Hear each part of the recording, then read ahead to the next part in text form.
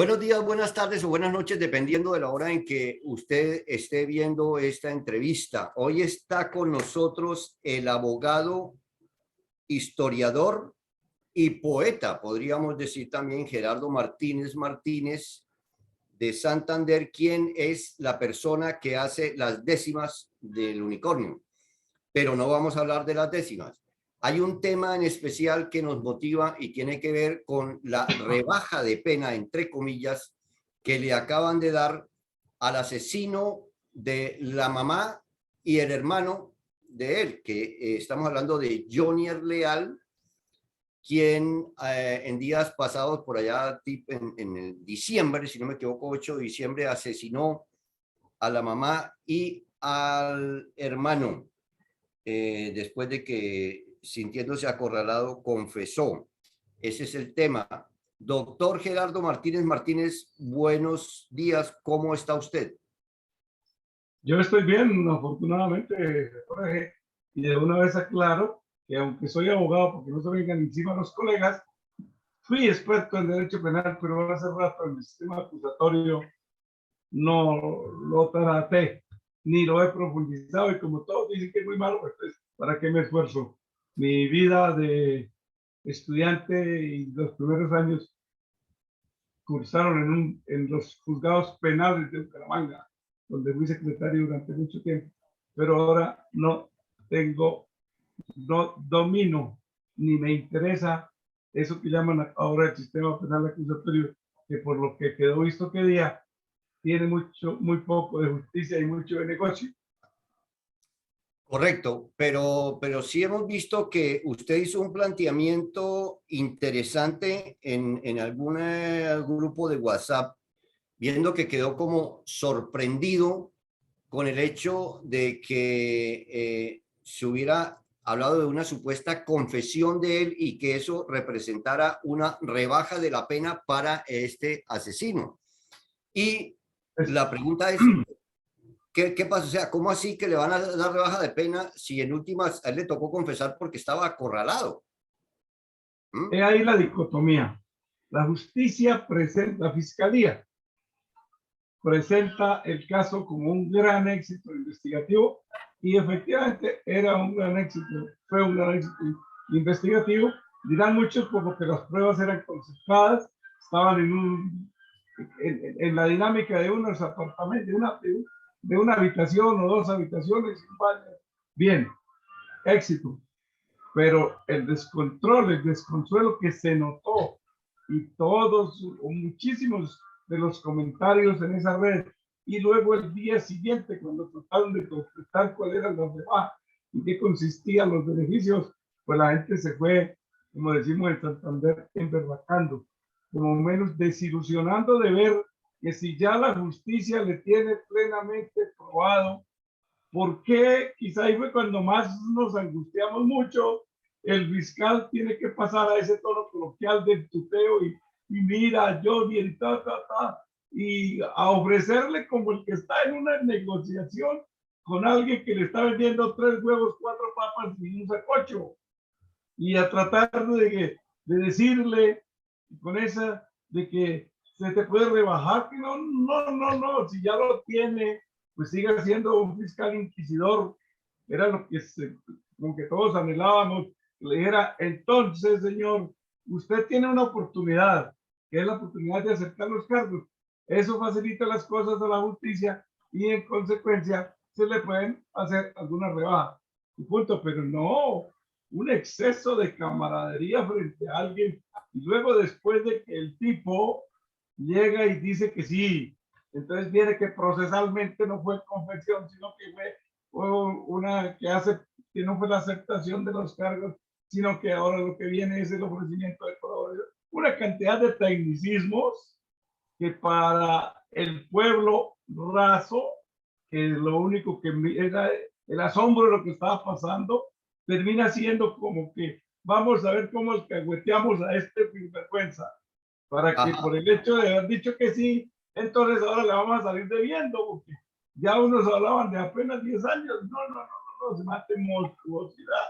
Eso nos parece que, bueno, si en ti que está ofendida el sentimiento general de que alguien que fue capaz de asesinar por proclives intereses de dinero a su madre y a su hermano que le daba la mano toda la vida, vaya a haberse beneficiado de tantas cosas por el tecnicismo de ahorrarle a la justicia, concretar lo que ya tenía más o menos concreto. Entonces, para que el señor juez y los demás queden muy contenticos y tranquilos de que no van a condenar a ningún inocente, entonces que él acepte ese pedacito. Es posible que la ley lo haya conservado, pero todo, incluido la cercanía del tú y que no sé qué. Mira, Johnny, ¿cómo se llama? Johnny, como que es que mira lo que podemos dar, es que no sé qué. No, no, no. Esa parte, independientemente de lo jurídico, me pareció ofensivo por el sentimiento de rechazo y de reproche que en ese momento tenía. Correcto, don Gerardo. Yo le agradezco si de pronto puede acercar un poquito más su computador que como para mejorar el sonido, si fuera posible. Pero bueno, y continuando con el tema, usted que conoce de penas, ¿cuánto es o sea, cuál es la pena que cobijaría a una persona que comete este tipo de crimen? Y si se habla de rebaja, ¿por qué se dice que 10 años? ¿Cómo así? O sea, ¿cuánto es lo que le correspondería y por qué le quedaría tan poquita pena? Y si son 10 años y entonces luego resulta que se portó bien y entonces sale dentro de 6, 7 años, una cosa así. Bueno, ahí estuvieron de acuerdo casi todos los que dicen saber de eso, que eran un poco más de 50 años, abarcaban como 43. Claro, porque es que eso tiene que medirse de acuerdo a las condiciones de la víctima, las condiciones de indefensión, el parentesco, era la mamá y era el hermano. Todo eso son condiciones de agravación. Además, esa villanía con la que actuó, al uno lo drogó tal vez buscando a ver si por ahí lograba que se muriera. A la señora pues los engañó. Finalmente, que hubo o no hubo tortura. He ahí el otro problema, porque la gente piensa que sí la hubo. Y en eso se escacharon manos de la fiscalía, tratando de decir por qué no presentaban ese cargo. Sin embargo, creo que el abogado de víctimas dejó clarito y eso queda ahí como pendiente. Entonces, es un poco más o cercano a los 50 años. Entonces arrancan a rebajar que por la circunstancia de haber aceptado los cargos o haber colaborado, que le pueden rebajar hasta la mitad. Y de una vez arranca, porque la mitad dijeron que eran 43, entonces la mitad ya iba en 21, algo así. Y de ahí para abajo, entonces van restando. Y al final, como hay algo que sí no se le puede quitar, que es que pague con trabajo o estudio, que son rebajas, lo que los detenidos llaman años de 9 meses, porque por cada 3 días laborados se rebaja uno, por eso ellos hablan de 9 meses, pues terminaba así. Era un ex fiscal dijo que iba a terminar con una pena física real como de 10 años, y eso indigna, porque Claro. ese trato no debe ser así. Bueno, algo que también generó asombro fue escuchar al fiscal general de la Nación vanagloriándose de haber resuelto tan pronto el caso, como si hubiera sido el producto de una investigación y no de una coartada muy floja. ¿Usted qué piensa de eso? De cuando este señor, el fiscal general, sale a decir o sea, que fue un triunfo, que en 21 días solucionamos el asunto, pues, y entonces, ¿qué piensa usted de eso? Yo pienso que un fiscal debe mermarle al ego, él se le sale y siempre sufre de adanismo. Todo va a ser la primera vez, esa es la primera vez que es la primera vez que hay un fiscal más preparado, es la primera vez, todo sufre de adanismo. Y luego le adoba que eso es una perfecta investigación. Es posible y así tenía que serlo, y tenían ahí todas las pruebas de laboratorio para hacerlo rápido, y se concentraba en una habitación, no había mucha prueba exterior, que sí había que ir a buscar para qué hora, y el resto, la prueba técnica de revisar celulares para ver hasta cuánto tiempo los que estuvieron vivos los asesinados. Ok, y muy bien. Es que nosotros no lo tenemos para que saque pecho, sino para que ayude a que la justicia funcione. Entonces, por eso le recordaron, y muy bien que se lo recordara, que no podía dedicarse a exaltar un caso cuando había miles igualmente sin solucionar, y que el termómetro para solucionar los casos no podía ser aquellos que son mediáticos, donde una de las víctimas es de mucho reconocimiento, sino todos aquellos absolutamente escabrosos que están ocurriendo en Colombia todos los días, y más aquellos en los que se hacen masacres que ahora llaman homicidios colectivos. Todo eso me parece, insisto, fue muy desafortunado, y ojalá le sirva al señor fiscal para corregirle. Hay que dejar las vanidades y dedicarse, bueno, la gente mirará si le reconoce, o si no le reconoce al juez que actuó bien, él se tiene que quedar con la tranquilidad de haberlo hecho bien y cumplir con su deber.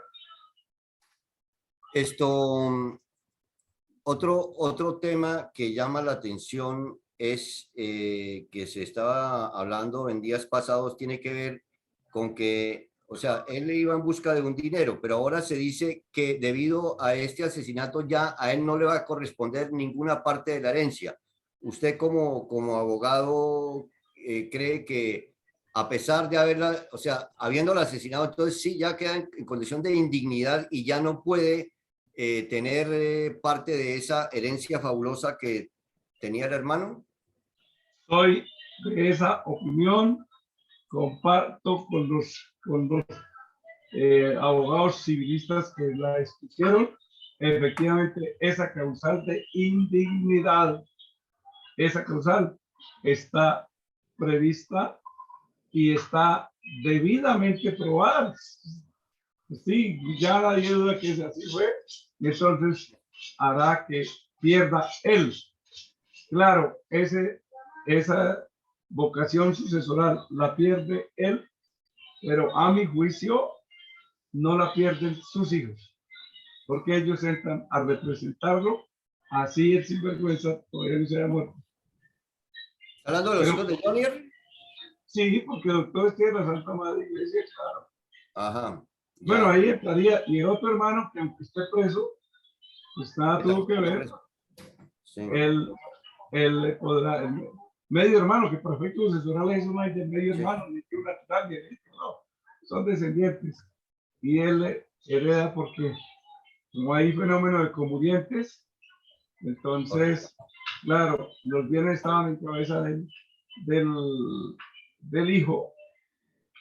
Él muere, entonces pasan a cabeza de la mamá en primera instancia, como la mamá también murió, entonces vienen los hermanos. Y en últimas, pues una sinvergüencería, bueno, creo que no le va a tocar nada. Correcto. El colmo sería eso. Sí, ciertamente. Me acuerdo que también el fiscal se refirió o comparó con lo que había ocurrido con el crimen de Luis Andrés Colmenares y que por ese motivo el papá se sintió ofendido y dijo que se trataba de una payasada del fiscal. ¿Cómo lo ve usted ahí? No, pues muy descachado el fiscal. Es que eso, acordémonos que en el caso Colmenares, cuando entraron en la hipótesis de que fuera homicidio y no suicidio, porque se aceptó que hubiera sido suicidio durante varios meses o casi un mes. Y entonces, pues la evidencia de las pruebas para ir a buscarlas en una corriente de agua, y entonces, como le decía Heráclito de Éfeso, nadie se daña dos veces en el mismo río porque el río fluye. Entonces, en una corriente de agua, claro, ¿dónde las iban a encontrar? No, no eran comparables. A mí me parece que él trata de demostrar que él es, que por encima de su instinto investigador, él no ha habido otro. Y entonces el ese, que fue muy nombrado también, lo hubiera resuelto. Bueno, la justicia lo resolvió el caso criminal. Es que, ¿por qué los fiscales no dicen lo que es? Ahí ya hubo juzgamiento, ya la justicia actuó. Ah, que no no condenaron a nadie y que muchos querían que nos condenaran. Es que eso no es justicia.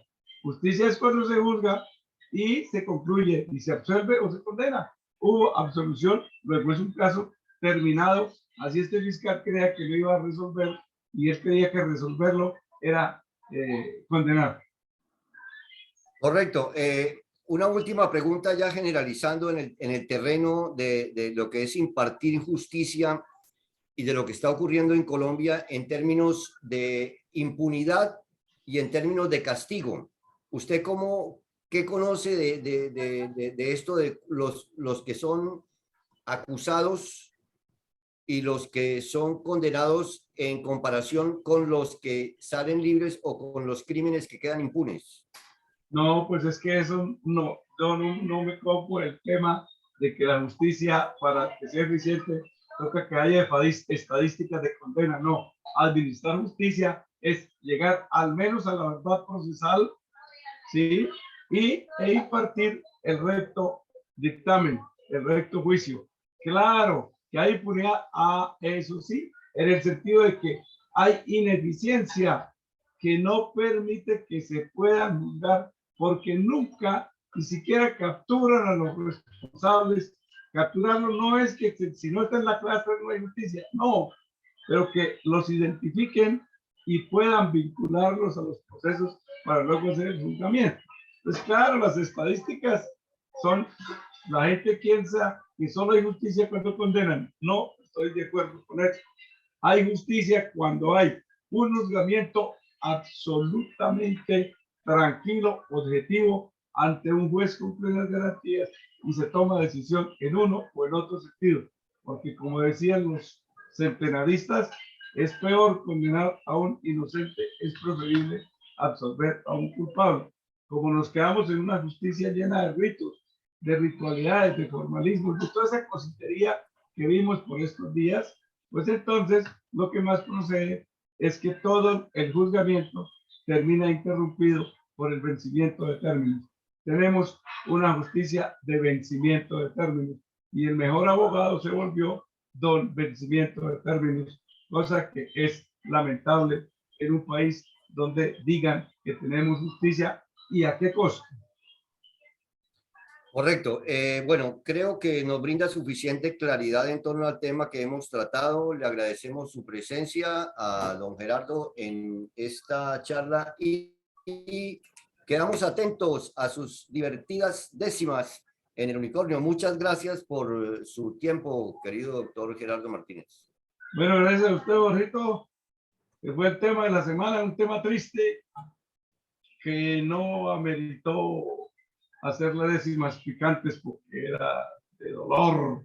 Frente al dolor, ni siquiera hay que darle una luz a la ironía. Démosla ya frente a un tema tan escabroso, del que solo se resarcirá la sociedad cuando de verdad ese fulano sepamos que está pagando lo que merece conforme a las leyes que existen, sin la benévola tendencia de que menos, no, o sea, lo que le toca. Tiene toda la razón. Muchas gracias, Gerardo. Muy amable por su presencia hoy aquí en el unicornio. Okay.